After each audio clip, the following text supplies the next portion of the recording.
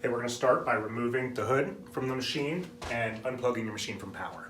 Okay, first step is going to be to remove the black ring that is holding your coupler element in. This is the 2.5mm Allen. You'll just back these screws out. You don't have to back them out all the way. There's one on one side, and if you take the roller, you can spin the machine and back out the other screw on the other side. This ring can slide off to the left. You're best just storing it on the drive shaft sitting over here. This coupler element has a split in it. You can peel the coupler element out of the machine. Okay, just slide the head over. You're going to loosen these two bolts underneath with a 5/16 Allen key. And you can grab the head and slide the whole thing on the frame off to the side. Step 3 will be locating the inner motor mount bracket. Once again, there's a bolt on the bottom that you're going to loosen. You don't have to back it out all the way, but get it fairly loose so you can wiggle it with your fingers. You're then going to take your 7/32 Allen, come up, and you're going to remove these four bolts. Once you've removed all 4 of these bolts and set them aside, you're going to take this motor mount bracket and you're going to shift it off to the side. There's a rubber bushing. It'll most likely either stick to the bracket or stick to our flange here, but just shift this entire piece off to the side so that you can have access to this coupler. You're going to use your 5/32 Allen key and you're going to back out the 2 set screws that are on the motor shaft side that are on the coupler hub.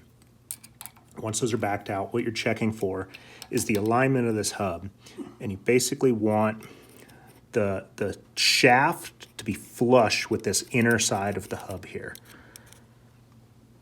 And you want to ensure that your key is installed. You can see it both from the inside looking at the end of the shaft, and you can see it looking down onto the motor shaft. Once you've checked your alignment on your coupler hub, you're going to apply Loctite 243 to your set screws. You're going to apply it to both set screws, and we basically like to see Loctite all the way around the outer side of the set screw. When you put these in, we're running them fully in. If you do have a torque wrench on hand, we're going to tighten these down to either 12 Newton meters or 110 inch-pounds. But be sure you have both of them with plenty of Loctite and tighten down fully. While you're tightening, be sure that your coupler hub doesn't shift around and be sure that you still have full alignment. I personally like to tighten the set screw that's pushing down on the key first, and then tighten the second set screw after. Once you've threaded both of the set screws in with a good amount of Loctite on each, you're going to want to crank these down pretty tight. Once again, the torque is 12 Newton meters or 110 inch-pounds.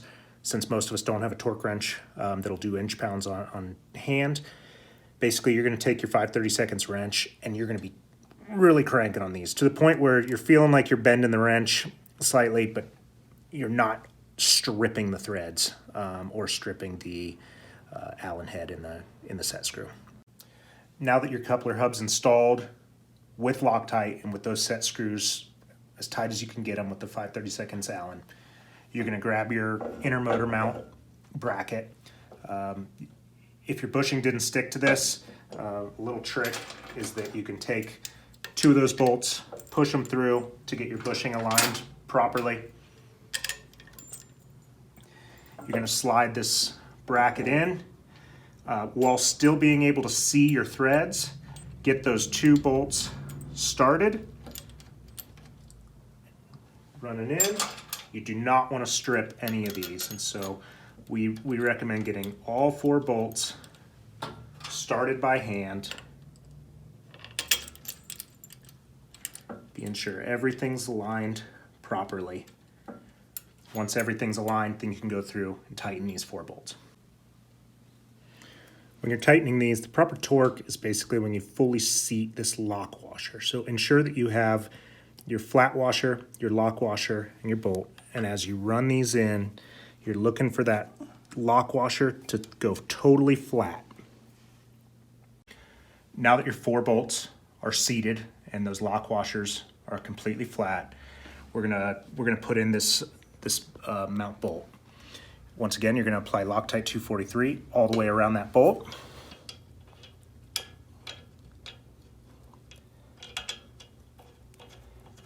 Thread that bolt in, and you're gonna tighten it down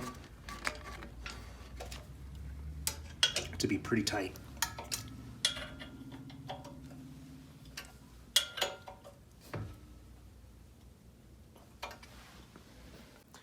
Okay, next we're going to shift the head back over to the coupler.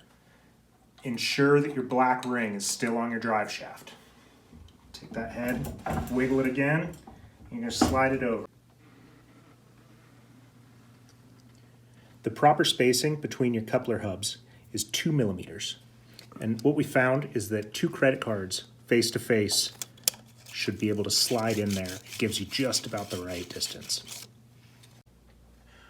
So now that your head's slid over, your motor's fully locked down, before you go and put your coupler element in, we need to align these coupler hubs and tighten these lower mount bolts. And so what we're looking for here is proper alignment between the teeth. And so I shift the rollers around so that the teeth are lined up with each other.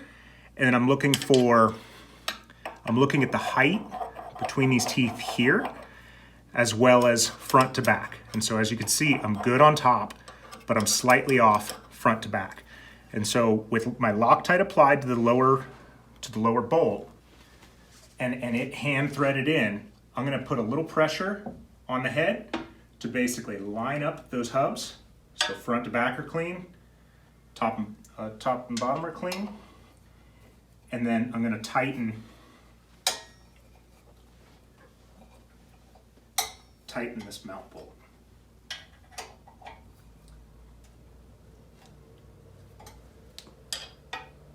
So these are flush, and it's flush front to back.